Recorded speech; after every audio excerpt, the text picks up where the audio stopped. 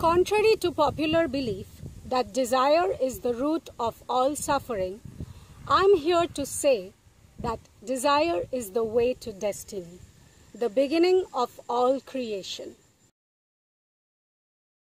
You see, a belief is just a belief, a thought conjured up in the minds of men for so long that it has become truth for many. But it doesn't have to be that way.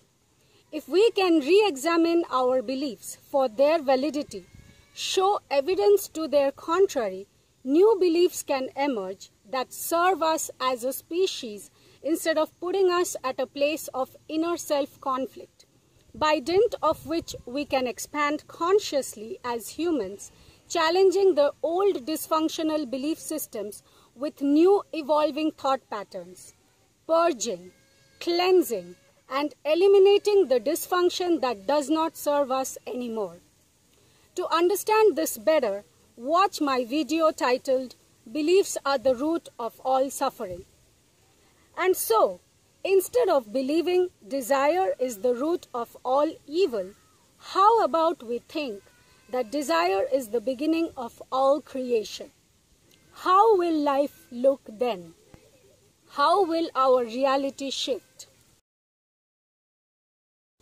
Thoughts create things, and so a belief, which is nothing but a recurrent and incessant thought held as truth, is the most powerful creator of our reality. If we carry dysfunctional belief patterns within us, we will create dysfunctional realities in our external realities, and vice versa. We live in a world which functions according to the law of attraction. That essentially means like attracts like. Fear attracts fear. Love attracts love. The law acts like a mirror, reflecting back to us externally the vibrations of our internal reality. To learn more about how this works, watch my video titled "Mechanisms of the Law of Attraction." And so, if within our beings we hold the beliefs that the biggest fuel of life, desire, is something bad, then we will make ourselves wrong for desiring anything in life at all.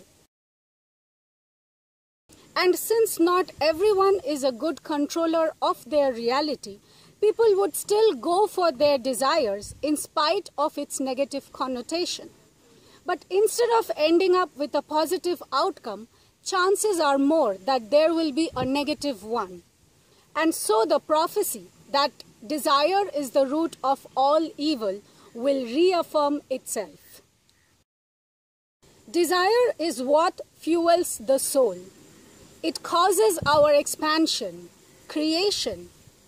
If we are always told to go against our own desires, we would constantly try to swim upstream, thereby meeting with a lot of internal resistance, which can cause pain, suffering, or any kind of mental or physical disorders and diseases. If we buy into the belief system that something that we want or desire so much is somehow bad, then we will make ourselves bad and keep hitting the wall against ourselves, abandoning our own desires in exchange for someone else's words. Words are the least reliable source of truth. Never rely on someone else's words in exchange for your own experience. You can create a new truth, a different reality for yourself, and prove them wrong. Many masters perceived to be enlightened who walked our planet, including the Buddha, have said that desire causes suffering, and their words have been interpreted to mean that in order to live a life free of suffering, it is essential to renounce desire. Thoughts like this are easily misinterpreted though, because given the unique circumstances of each individual walking this planet, it will be an understatement to say that one belief holds true for all. But it is desire that propels creation. So desire in itself cannot be wrong. It is what propels life and leads us to making the choices we need to walk through life. Perhaps what the Buddha meant was to renounce the attachment to our desires, not the desire itself. There is a huge difference between the two. You see, we live in a world of duality, of contrasts, where the experience of one thing gives birth to its opposite all the time. Along with the seeds of excitement are sown the seeds of disappointment. An experience of poverty gives birth to a desire to experience prosperity. An experience of pain gives birth to the desire for a pain-free life. However, there is value in all kinds of experiences because each experience gives birth to new desires and therefore newer preferences, by dint of which we not just have the tools to navigate life but also self-realize. Any kind of change or growth usually causes some amount of pain as we stubbornly hold on to our status quo and resist change. And so, when life forces us to grow, we suffer. We are a stubborn species, for sure. Like everything in life, a desire may have a shadow and a light side. Let's say you love directing and writing plays, or you want to do a startup. Why? Because you have a desire to create something of your own, see it grow branches and come to fruition. And by doing that, you will have an experience of yourself. Thus, your soul will expand as you become more self-aware through your choices and mistakes.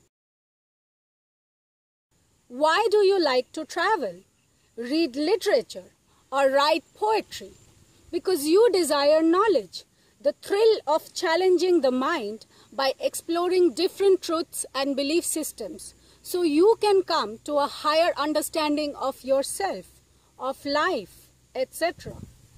My passion for writing, dancing, speaking, creativity stems from the desire for self-expression, and through the experience of it, I have a knowledge of who I am.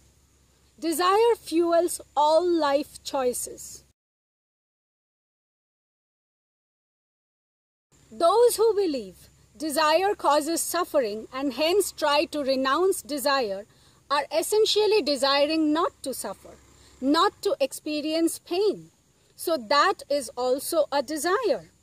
But they don't realize the true nature of desire, so they resist it and unintentionally feed the very thing they are trying to avoid, because what we resist persists. We live in a context of duality, and contrasts exist in order for us to navigate life. Such as when the person born in poverty desires to experience abundance, it is the poor living, the struggling, that makes him know he wants the opposite, and then sets out to create it for himself, through which process his soul expands as he comes to a place of more self-knowledge. There is nothing, none at all, no experience in this world that can be excluded from desire. It is an impossibility in creation, don't you think? When desire goes wrong, what happens? A craving is an unhealthy way of approaching our desires. As stated before, everything has a shadow and a light aspect. It is the attachment that comes with any desire is what causes suffering. When we get too attached to our desires is when we bring out their varied shades of grey. We become obsessed or addicted to the object of our desires, and that comes from a place of lack. Since life on earth is governed by the law of attraction, which essentially means like energy attracts similar outcomes, So when we approach our desires from that place of lack, we will get back more the experience of lack. Instead, what we should do is take action toward the fulfillment of our desires and then surrender the outcome to the universe. In other words, release the attachment to them with the absolute knowing that if it will serve our soul agenda, then we will receive it. This is a healthy practice of using our desires to propel the biggest creations of our lives and living out our grandest dreams. Therefore, we don't have to renounce our desires in order to avoid suffering. In fact, I am here to tell you that people who try in vain to renounce their desires suffer the most. Namaste.